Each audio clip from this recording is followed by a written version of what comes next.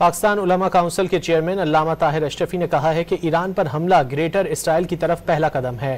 دشمن کا خیال تھا کہ وہ عالم اسلام کو تقسیم کر دے گا، لیکن جس ملک نے سب سے پہلے ایران پر حملے کی مذمت کی وہ سعودی عرب تھا۔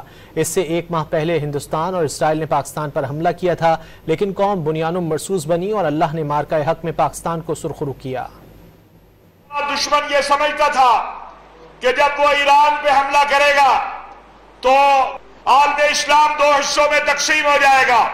سب سے پہلے جس ملک نے، جس قیادت نے ایران پر حملے کی مذمت کی وہ مملکت سعودی عرب تھا۔ ہمارا دشمن ہندوستان اور اسرائیل، یہ ایران بعد میں آیا، 1 ماہ پہلے اس نے پاکستان کے اوپر ٹسٹر لگایا۔ ہم بنیان المرصوص بنے، مارکہ حق میں اللہ نے ہمیں کامیابی دی، اور اس کامیابی کی وجہ اللہ کا فضل و کرم اور ہمارا اتحاد ہے۔